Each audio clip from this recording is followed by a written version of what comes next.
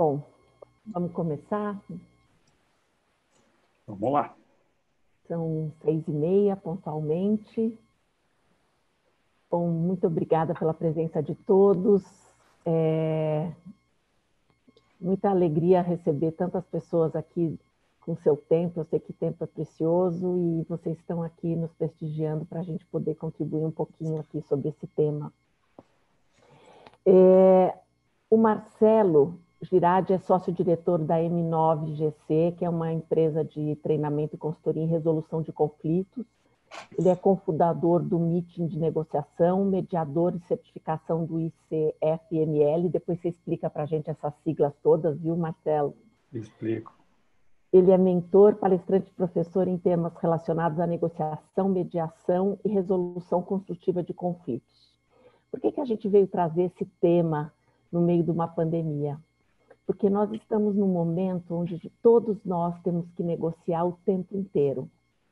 Então, a gente está negociando com o dono do prédio onde você tem escritório, você está negociando com o inquilino se você é dono, você está negociando com o seu chefe um aumento ou uma diminuição de salário, você está negociando com seu parceiro, com a sua parceira que está em casa, porque você nunca teve tanto tempo junto com todo mundo, mesmo as férias, quando eram boas, eram 30 dias, 20 dias, você nunca teve tanto tempo com todo mundo, né? Você tem que negociar outros processos com funcionários, você tem que negociar com todas as pessoas que estão ao seu redor, enfim. Tem inúmeras situações que a gente precisa estar em processo de negociação e provavelmente de gerenciamento de conflitos, né? Então, eu acho que nada mais propício do que nós falarmos sobre isso nesse momento que nós estamos vivendo. Então, por isso a gente convidou um especialista aqui, o Marcelo, que vai nos falar um pouquinho sobre isso, né? Marcelo, o que você tem visto aí no meio dessa pandemia, dessas negociações? O que você tem visto que tem impactado, que você poderia contar para a gente? Adriana, boa noite novamente, boa noite a todos e a todas. Eu quero agradecer o convite, para mim é uma satisfação, uma alegria estar aqui com você, com a Felipelli, agradecer a Márcia também, Lourenço, que alinhamos todos essa conversa aqui hoje. Eu acho que o que a gente tem visto talvez a concentração, uma síntese do que a gente vê no nosso dia a dia, talvez, né? Agora de uma forma um pouco mais concentrada, talvez um pouco mais evidente e latente, talvez pedindo para a gente o que sempre os contextos de interação do ser humano pediram, né? Que é a gente saber lidar com o outro, saber lidar com as nossas relações, cuidar das nossas relações. É engraçado que outro dia eu estava conversando com uma amiga aí e ela falava assim: Marcelo, essa coisa de gestão do conflito é complicada, né? Eu falei: gestão do conflito, eu acho que nem a gente nem consegue fazer. Assim, eu acho que é uma pretensão muito grande a gente falar que a gente está fazendo gestão do conflito, porque o conflito tem tantas variáveis e tem o outro lado também. Então, o que eu tenho visto, assim, tenho conversado muito com as pessoas com quem eu faço mentoria e as pessoas com quem a gente conversa sobre o percurso, é a gestão de si mesmo diante dos conflitos. Acho que isso dá para a gente conseguir controlar. Como se o conflito, assim, a gente tivesse um barco que fosse a nossa vida e a gente tem como controlar o barco, a gente tem como cuidar do barco, a gente tem como colocar ele na água e seguir. O que a gente não dá para a gente controlar o vento, não dá para a gente controlar as ondas, não dá para a gente controlar as marés. A gente lida com as situações que acontecem, né? Então dá para a gente ajustar um pouco a vela, dá para a gente segurar firme no leme, dá para a gente ficar de olho na bússola, dá para a gente estabelecer aquelas coordenadas, mas o dia a dia, quando as coisas acontecem com a gente, eu acho que a gente, de alguma maneira, o que eu estou vendo é quem já, de alguma forma, estava consciente disso, sabe, Adriana? Quem já tinha um trabalho de se conhecer e também como aprimorar sua forma de lidar com os outros, lidar com as diferenças, agora, de alguma maneira, está colocando isso em prática de maneira mais intensa. E quem não tinha essa prática, de alguma maneira, está tendo uma dificuldade também grande, porque ficou muito evidente, né, que a gente precisa saber lidar com o outro, que a gente precisa saber colaborar. Talvez a palavra do dia seja colaborar, né? Eu gosto muito de coopetição também, né? Ou seja, você está junto com o outro tentando alcançar coisas importantes e como é que você vai lidar com isso? Cada um de nós tem um estilo, né? A gente trabalha muito com essa questão de desenvolvimento, alguns dos presentes que até conhecem essas metodologias que a gente trabalha, e que você também atua, né? Uhum. Do estilo de cada um, o que a gente prefere, né? É muito interessante, porque eu acho que o primeiro passo, né, para mim foi assim, depois eu consegui ir desenvolvendo isso também com outras pessoas. O primeiro passo é você tomar consciência, né? Consciência de como é que você é, como é que são os seus gatilhos, como é que você atua nas situações. Tem situações onde a gente se sente muito mais à vontade, né? Mais confortável, mais natural. Tem situações que a gente se sente super desconfortável, situações de conflito, quando os nossos interesses estão em oposição ou em tensão, vamos dizer, com os interesses do outro. E aí surge a possibilidade da divergência e junto com ela surge a possibilidade de resolver aquela diferença. E é nesse momento que a gente... eu gosto muito do modelo dos 5 estilos, né, das 5 estratégias que a gente, de alguma forma, tem, né, essas 5 grandes referências que falam muito da gente, né, quando a gente está numa situação conflitiva. O que aparece como predominante, né? E quando a gente consegue perceber isso, a gente começa a entender que nós, de alguma maneira, temos todos esses estilos à nossa disposição, mas são como músculos, né? Tem músculo que a gente usa mais, tem músculo que a gente usa menos. Na hora que a gente precisa usar um músculo que a gente não usa tanto, a gente fica um pouco incomodado, não sabe direito como fazer aquele movimento. Então, isso tem muito a ver com flexibilidade. Eu percebi o seguinte, tanto para mim quanto para as pessoas com quem a gente já usou o teste, né? O TKI, o Thomas Kilmann Conflict Mode Instrument, né? Esse teste que nos ajuda a dar esse primeiro passo, talvez, ter essa consciência. Quais são esses estilos, de forma geral, esses padrões, esses comportamentos, né? que são característicos, vamos dizer assim, do ser humano quando ele está em uma situação de conflito, de ter que negociar algo importante?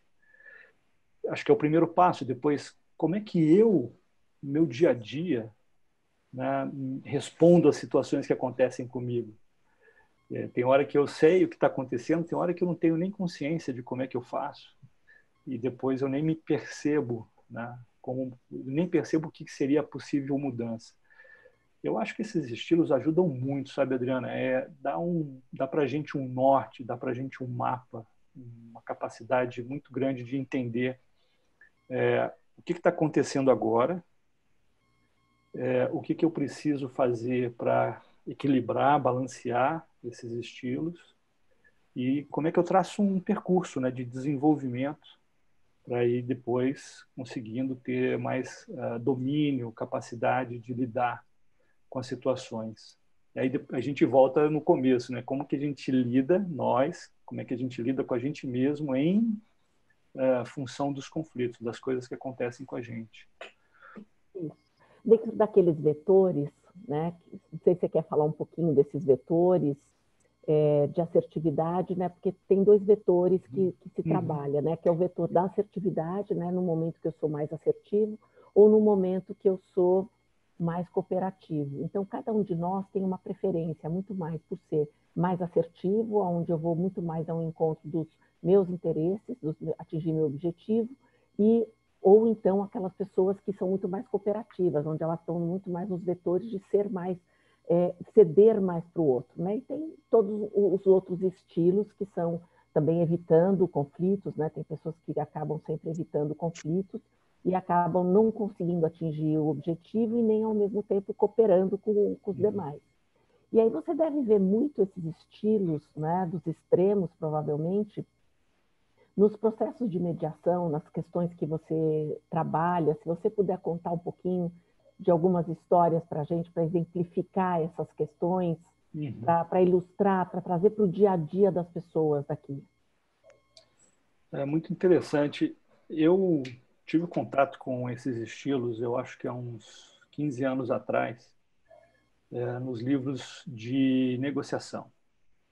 E eu comecei a ver que os grandes nomes da negociação, os grandes autores, especialistas, toda vez que eles iam falar de estilos de negociação, assim, que eles queriam fazer uma referência sobre estratégias mais características que a gente utiliza e que isso se manifesta no nosso comportamento, eles acabavam no estudo desses dois grandes caras, o Thomas e o Kilmann, né?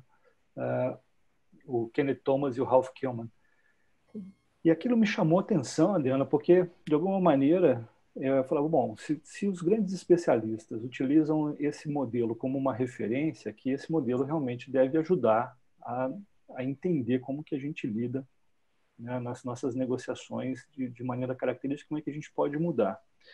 Aí eu comecei também a usar esse modelo para entender na mediação como é que as partes e os seus advogados fazia a leitura das partes e dos seus advogados, o estilo deles. Por exemplo, quando tinha muitas vezes um empresário com o seu advogado e esse empresário com um estilo bastante competitivo, vamos dizer assim, né? De bastante um drive muito forte para conseguir resultados, para realizar as coisas, muito objetivo, capacidade grande de articulação, dizer o que queria, o que era importante para ele, como é que ele via aquela situação sendo resolvida. Isso de um lado, né? Então, você tem essa configuração, vamos dizer assim, de personalidade, mistura de personalidade com a forma de lidar com a situação. Do outro lado, muitas vezes eu via um parceiro dele comercial que tinha um estilo oposto. Ele acabava tendo um estilo assim mais de ouvir, de entender o que estava acontecendo, e quase tudo que era colocado na mesa ele concordava, dizia, não, pode ser, de repente a gente pode fazer dessa maneira. Ele cedia, e de alguma maneira o outro ia ficando um pouco mais tranquilo em relação a isso, fechavam um acordo e 15 dias depois estavam de volta, porque o acordo não tinha sido cumprido. Em regra, muitas vezes, quem cede muito também acaba não dizendo o que é importante para si, não coloca os seus interesses na mesa, não fala sobre as suas preocupações, né? Tem medo, muitas vezes, de colocar essa informação na mesa e aquela situação ficar fora do controle, e assim por diante. Então, percebia que, muitas vezes, quando essas situações iam acontecendo, eu fazia um trabalho de estimular. Né? Estimular aquele que estava um pouco mais concessivo, ou aquele que estava mais quieto e querendo um pouco fugir daquela situação, ou seja, um estilo mais de evitação, né? Querer se desengajar daquela situação de estresse. Isso, assim, é tão característico, se a gente começa a observar com um pouco mais de calma, a gente começa, eu diria assim, começa por nós, né? Você entendendo o seu estilo, o seu estilo predominante, o que você precisa. Depois você começa naturalmente a entender nos outros. Daqui a pouco você começa a identificar esses padrões. O primeiro passo é esse, e para mim funcionou bem assim. Primeiro, identificar. Então, eu me dava a oportunidade de observar. E eu tinha material farto na minha frente, né? O tempo todo, material farto, negociação, mediação acontecendo, e aí aquilo ali para mim sempre foi um laboratório, sempre é um laboratório para mim.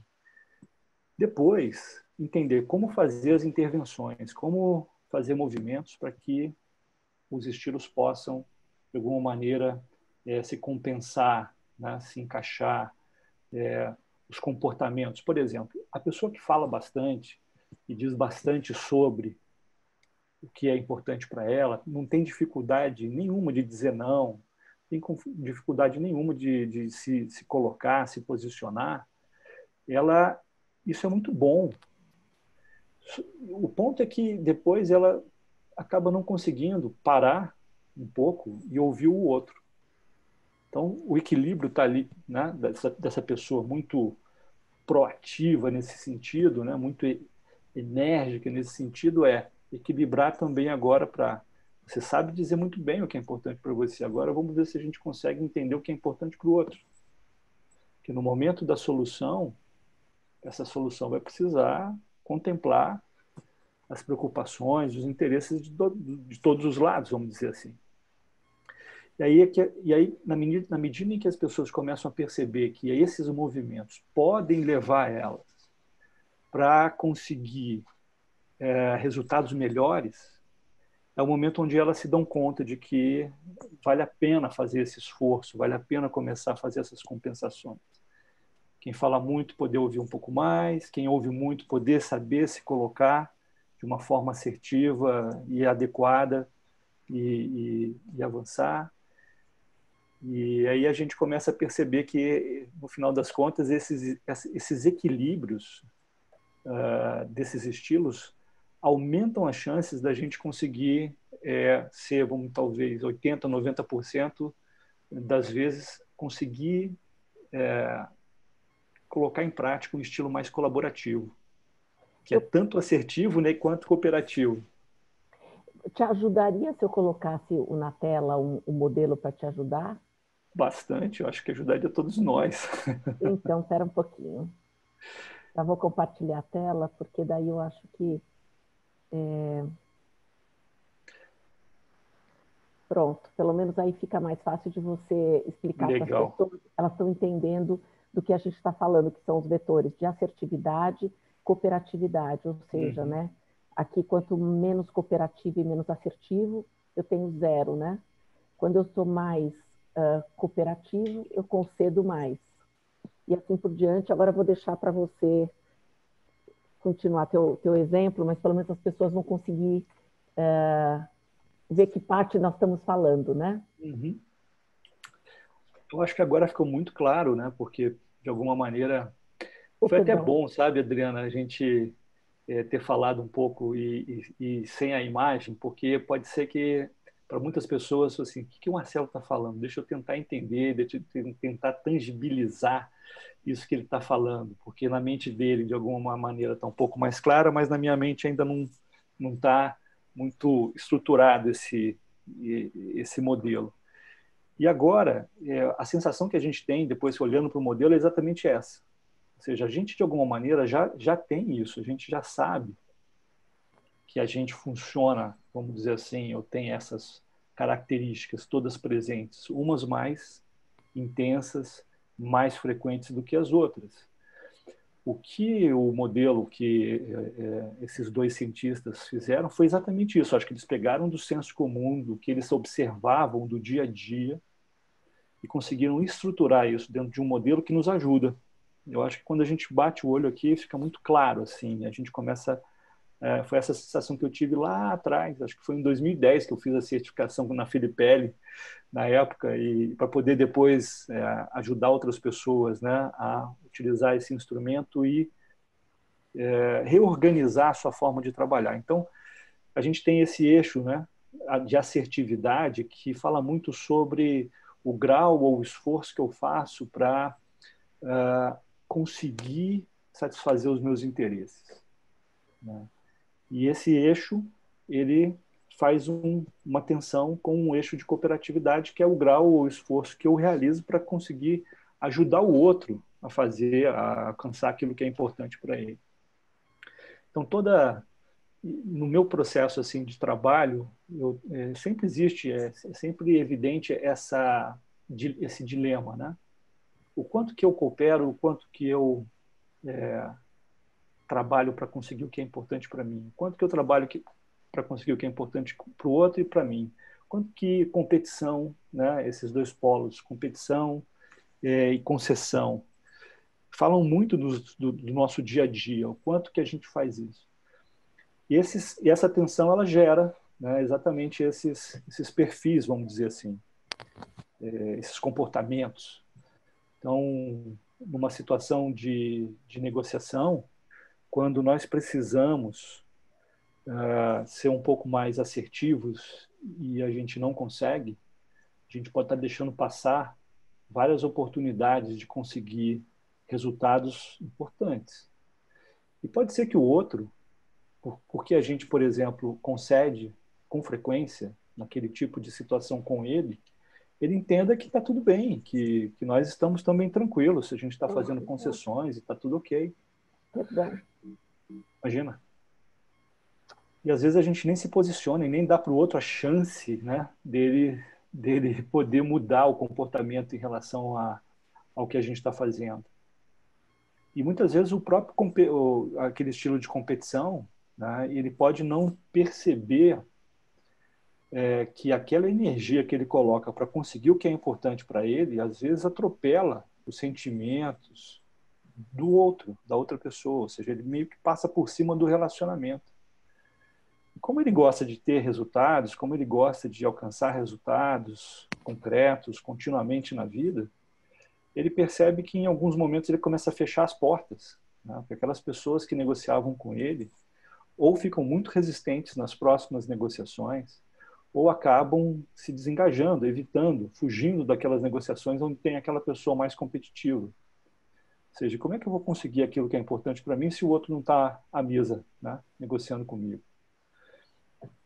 Eu gosto muito desse modelo, Adriana, porque assim, quando eu vou trabalhar com mentoria, com clientes, a gente começa por aqui e fica muito evidente. A própria pessoa, quando começa com alguns estímulos, quando começa a fazer a leitura, ela já se percebe nas situações do dia a dia, né? É verdade. Eu realmente, por exemplo, quando o evitando dá muito alto, né? As pessoas falam, realmente, eu corro de confusão, não quero, não tenho pavor de ficar discutindo, me estressa, não gosto, mas também sei que eu perco um monte de oportunidades porque eu não estou ali para conversar. Todos têm efeito colateral, né? Tem. Eu acho que isso faz muita diferença do que a gente estava falando, né, hoje, nas situações que a gente tem hoje, aceleradas com o cenário que a gente tem hoje com a pandemia. As pessoas perguntam muito sobre como fazer, né, para resolver uma série de situações que estão ficando cada vez mais evidentes. E eu acho que o primeiro passo é aqui, a gente ter consciência de como é que nós lidamos com a gente mesmo, né, como é que nós somos, ou como é que é a nossa configuração prioritária quando a gente tem a situação de conflito. É o ponto de partida, né? Porque às vezes você é muito competitivo, você tem lá uma pessoa na tua equipe que você coordena que também é muito competitiva. E ele é um grande talento, né? E se você, de alguma maneira, né, não se dá conta, daqui a pouco vocês estão competindo por ideias, competindo por soluções de uma maneira que não é benéfica para o resultado final, né, daquela equipe, daquele projeto, daquela empresa. E aí, às vezes, a pessoa fica tão chateada com isso e aquilo gera tanto estresse que a gente, às vezes, perde talentos na equipe porque a gente não soube lidar com aquela situação, não soube lidar, né? Eu gosto muito da ideia do colaborando ser o ponto vamos dizer assim, de realização do que é o mais importante para você e também pensar no que é mais importante para o outro. Muito assertivo e também muito cooperativo. Ou seja, eu acho que essa é uma meta que a gente pode se colocar na vida, né? Saber usar os outros estilos bem, saber os efeitos colaterais, ou seja, quando não usar também, e também os efeitos muito positivos que eles têm. E, no entanto, aumentar a nossa capacidade de colaboração. Eu acho que tem muito a ver com as novas habilidades, as habilidades que estão sendo mais valorizadas nas profissões atuais e nas futuras, né? Os relatórios que apontam Hoje é muito evidente, né, a substituição da inteligência artificial, os modelos automatizados, substituindo uma série de atividades humanas, intelectuais repetitivas. No direito isso é muito evidente, né, em várias outras profissões. E o que fica claro também é que é muito difícil a gente substituir a capacidade de colaboração, a capacidade de resolver problemas com outras pessoas, de coordenação com outras pessoas, de negociação. Então, no mínimo, a gente está investindo na nossa competitividade de mercado, falando da parte profissional, e, eu diria, investindo em qualidade de vida. Né? Porque na nossa vida pessoal, por exemplo, social, afetiva, familiar, porque nós temos filhos, nós temos pessoas que a gente tem um afeto muito grande, marido, mulher, namorado, esposo, esposa, etc., irmãos, pais, ou seja, todos os nossos relacionamentos, em todos os nossos relacionamentos essas correlações acontecem, né, de assertividade e cooperatividade. E como isso é importante na nossa vida. Para mim foi um divisor de águas, na verdade, utilizar esse instrumento, né, individualmente, com grupos, enfim, com as pessoas também se dando conta, né, de como é que são os estilos. Recentemente a gente estava fazendo mentoria com um executivo e ele falou, bom, eu tenho 2 sócios numa outra empresa e eu gostaria muito de que eles tivessem consciência também, porque a gente está precisando agora se entender melhor como que a gente se complementa nos nossos trabalhos, né? Tem situações onde a gente fica muito evidente que esses conflitos estão acontecendo e a gente não está se dando conta de como resolvê-los. O som está no mute, Adriana. Desculpa. Então, hoje mesmo a gente conversou na nossa reunião aqui, a Márcia Lourenço mencionou do aumento de agressividade doméstica que está acontecendo em vários lares. E aqui tem uma pergunta aqui do grupo, que fala quando a pessoa passou do ponto da assertividade, ela foi para a agressividade. Se você poderia falar um pouquinho sobre isso.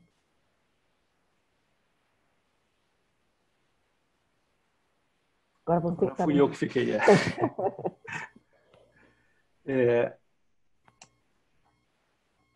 A diferença entre assertividade e agressividade é exatamente essa, quando a gente passa do ponto, né? Vamos dizer assim, quando você vai além. E eu gosto muito de um conceito sobre agressividade iniciática, né? Chama-se agressividade iniciática, é como se fosse uma agressividade de primeiro nível. Uhum. Essa agressividade iniciática, ela é natural do ser humano, ela coloca o ser humano em direção àquilo que é importante para ele, ou seja, faz ele se movimentar, faz ele ter atenção, faz ele querer e buscar aquilo que ele entende que pode completá-lo, né, realizá-lo. Por exemplo, se a gente for pensar bem, a gente é muito agressivo. Você vai comer uma maçã, você está destruindo a maçã, né? Você é agressivo, você destrói a maçã. No entanto, aquilo ali é uma relação de proporção que funciona. Aquela maçã vai virar mais Marcelo, vai virar mais inteligência, vai virar mais criatividade, vai virar mais olho, vai virar, né? vai te fazer melhor. Então a gente vai em direção a alguma coisa, porque senão você fica muito parado, né? Você não se movimenta. Essa agressividade iniciática, ela é natural, ela te põe em movimento. Ela é necessária. Né? É um instinto que te joga, que te projeta em direção. O ponto é, como é que eu depois consigo diplomaticamente negociar as coisas que são importantes para mim? Eu acho que o ponto da agressividade é quando a gente perde a ideia do outro, que o outro tem um espaço, o outro tem também uma proporção, que ele também acha que é importante o respeito, assim como você acha, que tem as suas linhas que demarcam, né, o respeito, a consideração, ver o outro como um ser humano mesmo, que tem ali as suas ideias, seus pensamentos, suas ações, suas crenças, seus filtros. Ou seja, respeitá-lo ao máximo. Acho que o respeito é o limite da agressividade, né? A gente, por respeito, você não precisa aceitar, concordar com tudo que ele vai falar, ou mesmo aprovar comportamentos ou formas dele entender algumas coisas da vida. Não. Entanto, é importante que a gente aceite o outro. E aceitá-lo quer dizer, mesmo sendo assertivo, eu sei que existe um limite de respeito, onde eu posso modular minha voz, eu posso escolher o que eu vou dizer, eu posso ter paciência para explicar coisas, eu posso ter paciência para ouvir coisas dele. Ou seja, como é que eu não passo do ponto? Me reorganizando na minha competência de lidar com os outros. Então eu vou realmente treinar. Eu sei que, por exemplo, muito do que a gente está falando aqui vem da gente realmente se reeducar. Uhum. Né? Como é que eu falo com uma pessoa? De que forma eu construo essas frases? Como é que eu monto a conversa? Como é que eu me preparo para fazer? Isso tudo aumenta o meu domínio de mim mesmo, vamos dizer assim, aumenta a minha segurança. Também está com medo, né, Adriana? Às vezes o agressivo ele está morrendo de medo, por isso que ele é agressivo, ele está tentando afastar a ameaça. É porque cada um dos estilos é interessante que a gente saiba quando usá-los, né? Uhum. Porque quando eu evito muito, eu deixo as pessoas no limbo. Então, eu crio ressentimento nas pessoas, se eu uso muito evitando. Se eu sou muito agressivo, as pessoas não querem conviver comigo. Colaborando, eu não posso usar todas as vezes o colaborando, porque eu gasto muito tempo e energia, às vezes eu não tenho. Então, eu tenho que saber que briga que eu vou comprar, né? Que momento que é o momento de ceder, que momento é o momento de conciliar, né? Que é o 50-50. Agora, tem uma pergunta aqui, que é como é que é ser um bom mediador nas questões de conflitos de relacionamento? Da Flaviana. Isso. Flaviana Mazzetto. Flaviana, eu acho que tem um conjunto de informações muito interessantes que nos ajuda como mediadores, porque o ponto central de todas as negociações assistidas por terceiros, né, ou facilitadas por terceiros, normalmente são os interesses. A partir dos interesses, todo o restante das informações e dos movimentos eles gravitam em torno desses elementos fundamentais que são os interesses. Os interesses, de maneira geral, eles estão, se a gente pudesse dividi-los para entendê-los melhor, a gente poderia dividi-los em duas grandes dimensões. Os interesses substanciais, que têm a ver com questões mais tangíveis, dinheiro, uma propriedade, o próprio tempo, né? Dividir o tempo, recursos financeiros, recursos materiais, tudo que a gente tem condição de dividir na mesa, por exemplo, né? Dividir um espaço físico, dividir uma equipe, quantas pessoas vão estar em quais equipes, recursos, né? E tem um outro conjunto que são os interesses que a gente pode chamar interesses centrais relacionados à psicologia, ou os interesses psicológicos, vamos dizer assim. Tem a ver como que nós nos vemos no trato com os outros. Então, tem 5 interesses centrais que falam ou que resumem essas qualidades, né? O interesse central relacionado à apreciação, quando ele é atendido, quando ele não é atendido. Um interesse central relacionado à afiliação, que é essa sensação de estar conectado com o outro, um senso de conectividade. Estamos no mesmo barco ou não estamos? Somos parceiros nessa situação ou não somos, né? Então tem a ver com isso.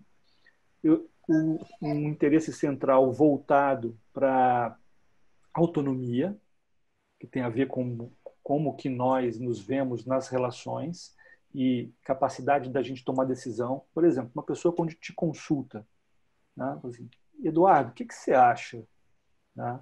Da gente tomar uma decisão assim, da gente ir nessa direção, da gente fazer tal investimento? Ou seja, ele quer ouvir minha opinião e aquela decisão ela também está atrelada ao meu grau de percepção de importância do que vai acontecer. Quando isso não acontece, esse interesse afeta o meu relacionamento com o Eduardo. O Eduardo decidiu, não me perguntou, e era uma coisa nossa, e tinha um impacto, né, para os dois nessa história. Né? Como é que vai funcionar isso? E eu posso ficar um pouco mais cabreiro com o Eduardo, eu posso retalhar, né, tomar uma decisão também sem consultar o Eduardo. E o Eduardo fala, mas Marcelo, como é que você colocou 10 mil reais ali e não me avisou? Pois é, você também fez aquele movimento lá, não falou nada. Eu entendi que agora a gente também pode decidir cada um do que achar melhor sem consultar o outro. Né? Pronto. Instalou, começou um ponto de que pode escalar e eu posso sim ter um conflito relacionado a esses aspectos. Depois tem o interesse central ligado ao status e o interesse central ligado ao meu papel. A importância que eu me vejo, como eu me vejo, que papel que eu me vejo tendo em várias situações. Então, eu diria, Flaviana, que indo nesse caminho, tem uma obra muito interessante que foi escrita exatamente para responder esse tipo de ideia de como fazer, que chama-se Além da Razão, do Roger Fisher e do Daniel Shapiro, né, que exploram exatamente os aspectos emocionais, sentimentais, relacionados ao atendimento ou não desses interesses centrais. Então, provavelmente, o teu diagnóstico vai ser qual interesse central ou qual combinação desses interesses centrais está sendo violada aqui que está gerando essa situação de conflito. E é neles que a gente vai trabalhar. Né? Isso, no final das contas, faz ponte com os estilos. Né? Tem muito disso. O competitivo, às vezes, atropela, não quer ouvir ninguém, a decisão é dele, ele acha que aquilo ali vai funcionar e ele passa por cima. Pode ser que ele não esteja se dando conta. Né? A Mercedes fez uma pergunta aqui, que é, durante não sei se eu entendi direito, Mercedes, você me ajuda aqui, se as pessoas serão melhores na pandemia, né? Se quem é bom fica melhor, mas quem é ruim fica pior. Você quer falar mais alguma coisa, Mercedes? Bom te ver aqui com a gente.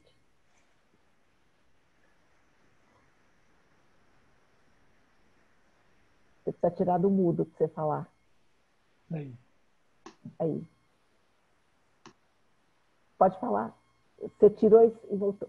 Aperta Não, já apertei. Oi, Adriana, que saudade. Tudo bom? Também, tudo Vou te bom. ver aqui. Marcelo, também sou grande admiradora dele.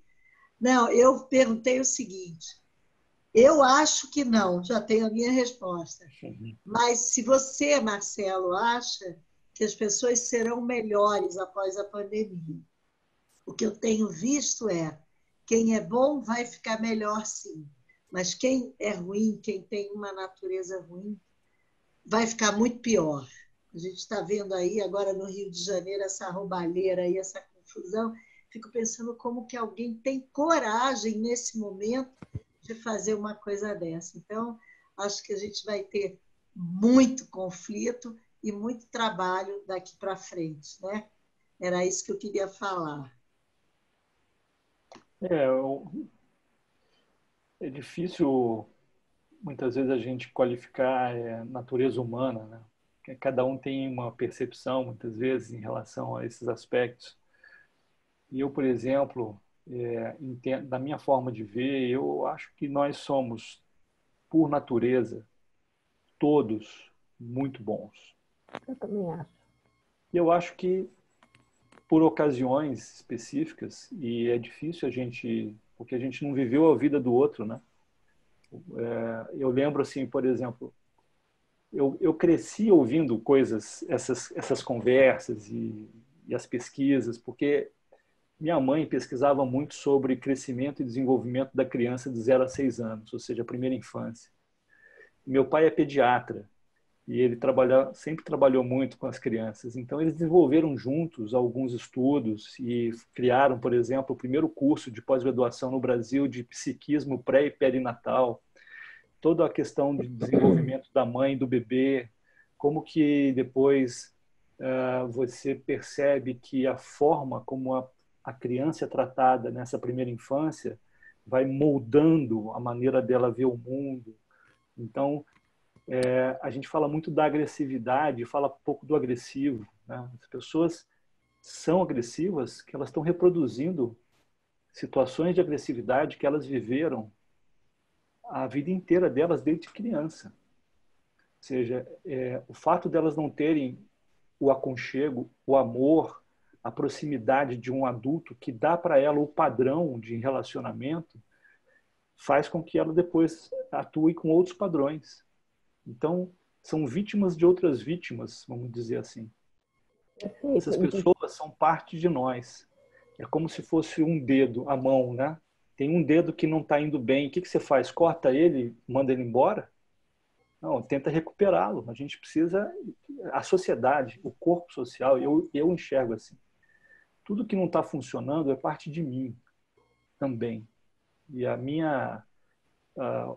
o meu trabalho é ajudar maneiras, caminhos para a gente ir recuperar isso.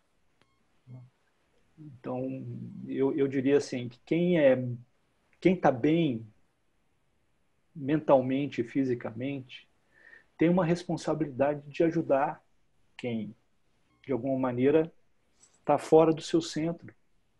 E quando a gente está fora do nosso centro, a gente reproduz essa disfunção, né? No nosso relacionamento, no que é do outro. Eu nem enxergo, às vezes, o outro, né? E aquilo gera uma falta de consciência em massa. Eu acho que o nosso ponto hoje é consciência.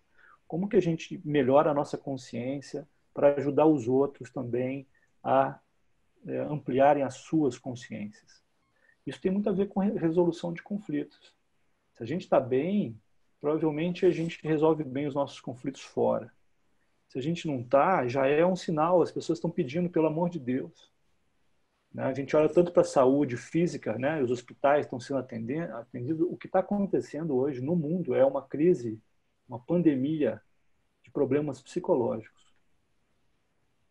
Outro dia eu estava assistindo um programa italiano falando sobre o efeito nas crianças. Praticamente ninguém está falando. As crianças estão sofrendo muito com esse isolamento.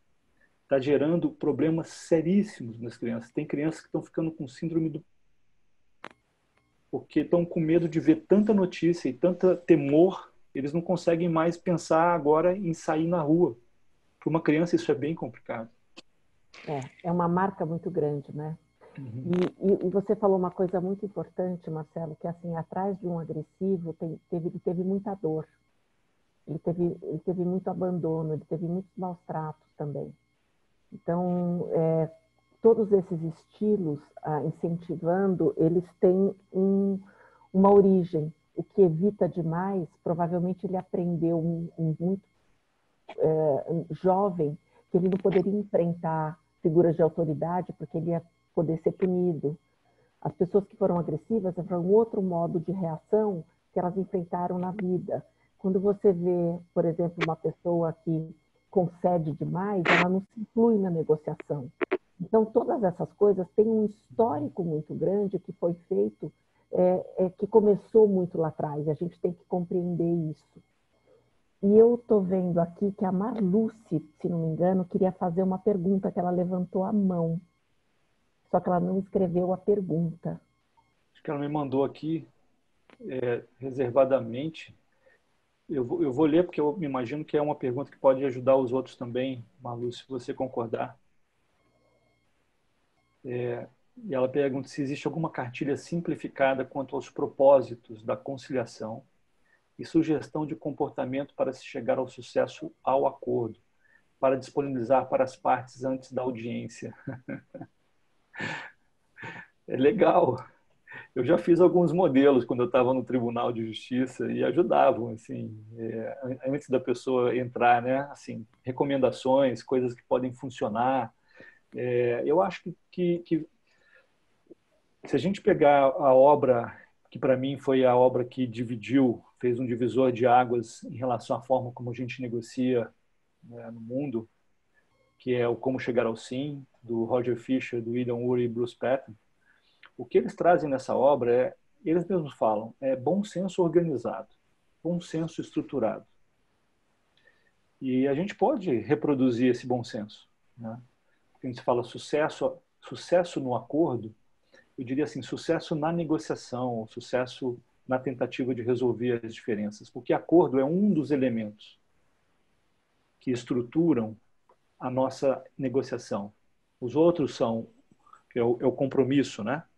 O acordo é visto como o elemento compromisso.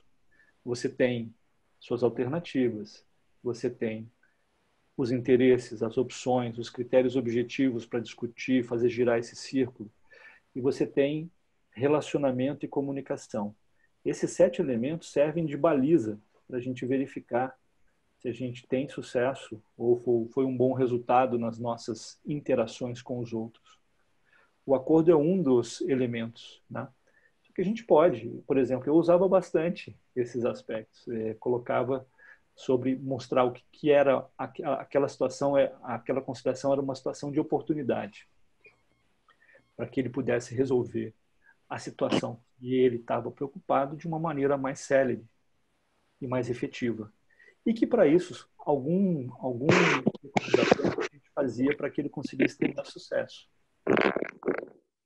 E aí colocava alguns pontos numa cartilhazinha, num folder. E enquanto as pessoas estavam esperando, é engraçado que uma vez eu pesquisava tudo lá, né? Porque a gente controlava os movimentos todos lá e a gente fazia algumas pesquisas. Eu lancei uma cartilha dessa, eu vi que o índice de acordo ia aumentando, e de satisfação também. E depois também comecei a colocar na cartilha recomendações para o advogado. Então é interessante que a parte chegava e olhava para o advogado e ficava depois com a expectativa que ele fizesse aquilo que estava no flyer. E que, no final das contas, são as recomendações que tem nos estilos, né? Porque nos estilos, quando você faz o teste, vem para você o que saiu, qual é o seu estilo, né? De predominância, o primário, o secundário, você tem mais, vamos dizer assim, propensão a fazer. Vem, né? O material da Filippelli é muito completo, porque vem junto todos os estilos e dizendo o que quer dizer aquele estilo, quando ele é mais adequado, quando ele pode não ser tão adequado, e muitas dicas, recomendações como essas que a Marluce fala, sobre o que fazer para colocar em prática, né, para alcançar aqueles resultados. Então, é praticamente uma cartilha, são mais de 40 páginas que estão ali. Eu diria, Marluce, se você parte dali, você vai tirar um monte de dicas boas dos estilos, principalmente do estilo colaborativo, para fazer uma cartilha, que sim, disponibilizar e faz um teste, mede. Antes da cartilha, depois da cartilha, o que aconteceu? Às vezes você vai se surpreender. Marcelo, tem uma pergunta aqui muito interessante da Vanessa, que é falar de gestão de conflito com ex-cônjuge, com ex-marido, com ex-mulher durante a pandemia. Como manejar isso com os filhos? Essa é uma coisa bem interessante, porque muitas pessoas devem estar vivendo isso, não é mesmo? Eu não vivo mais, porque minha filha tem 22 anos, é uma mulher, então ela já pega o carro dela, vai para onde ela quer, né?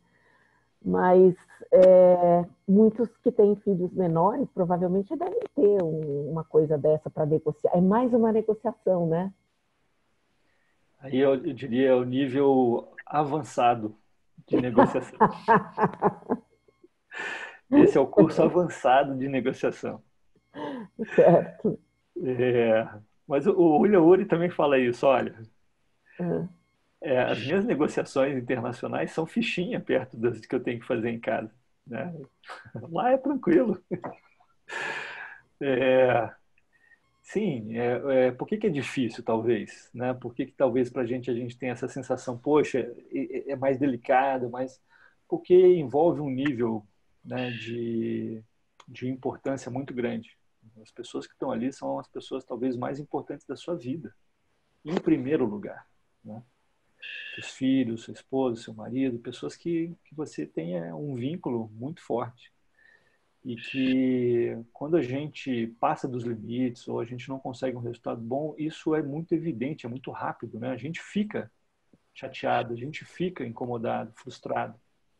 Por isso que é muito delicado, talvez, né? E tudo que está colocado em termos de negociação, que pode funcionar em termos de resolver diferenças, serve para todos os ambientes. Todos os ambientes. Eu diria assim que respirar e acalmar, sabe? Assim, ter calma para resolver as situações e começar a construir uma base comum, porque não dá só para ser você. Você precisa também estimular no outro que ele também queira. E como é que você chama ele para um outro jogo? Né? Como é que a gente chama a outra pessoa para um jogo que funciona melhor para todo mundo? Tem que começar por você. A gente tem que. Nós somos o ponto de partida de todos. Outro dia eu comentei com uma cliente dizendo: olha, eu tenho uma notícia para te dar. Você é responsável por tudo que acontece com você nas suas situações de conflito. Tudo. Mas tudo. Foi ele que começou isso, ele que me provocou assim. O ponto de partida é você. A boa notícia é, como é você o ponto de partida, o nível de controle é muito alto, porque você que vai decidir como você vai responder a uma mensagem, por exemplo, um pouco mais contundente que vem para você, algum ato que você fez. Eu diria que um livro que pode nos ajudar bastante a, inclusive, entender melhor os estilos e a como utilizá-los da melhor forma possível, e que me ajudou muito, chama-se Conversas Difíceis. Né? Do Bruce Patton, Sheila Heen e Douglas Stone. Conversas Difíceis, a base é o método de negociação de Harvard. Porém, ele vai investigar mais profundamente como funcionam os diálogos, por que a gente sai dos trilhos na hora que a gente está fazendo uma conversa difícil, e essas conversas que a Vanessa falou são as conversas difíceis. E o que os autores chamam de uma conversa difícil? É assim que eles começam o livro, né? Assim, o que é uma conversa difícil? É aquela conversa que te dá frio na barriga só de você pensar nela. Você já fica... E aí você entra num dilema. Falo ou não falo? Começo esse assunto ou não começo? Porque se eu começar, eu não sei para onde vai terminar, como é que isso vai acabar e o tanto que isso vai impactar no nosso relacionamento. Então, eu fico com medo, com razão. E aí eu falo, não vou fazer. Deixa para lá. Evito, né? Vou pro evitando. Mas quando eu falo não vou fazer, que essa é uma situação do evitando também, a conta agora vai ser com você. Então você olha para o espelho e fala, tá, e aí? Você não está satisfeito, você precisa conversar. E se você não conversa, a situação não muda. E quando não muda, você fica frustrado. E aí? Ou seja, ou você vai ter que decidir se coloca a conversa na mesa, ou você vai ter que decidir se você vai aguentar a barra de não fazer a conversa, de não mudar a situação. E aí os autores dizem, não tem granada diplomática. Não tem como você tirar o pino de uma granada, ou seja, começar uma conversa difícil e falar, vai ser super suave. Não vai, ela vai ser difícil. Por isso que a gente tem que estar pronto, preparado para aquilo acontecer. Porque aí a gente consegue fazer as conversas mais importantes com melhores resultados. Ou seja, a gente não sai do trilho. É interessante como eles montaram. Parece um livro simples, mas não é. Se vocês lerem os agradecimentos desse livro, os autores fazem os agradecimentos de 3 páginas, com letra pequena. Só os agradecimentos são uma revisão bibliográfica sobre comunicação, diálogo, como fazer o trabalho de ser assertivo nas nossas conversas. Então, Vanessa, eu acho que, já que a gente está em casa há mais tempo agora, e arrumando coisa para fazer no tempo livre, esse é um bom livro para nos ajudar a entender como não sair do trilho dos diálogos importantes.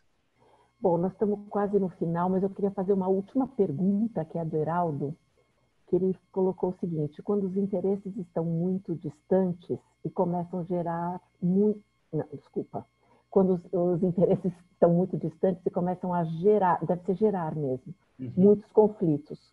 Como mitigar conflitos e focar na solução?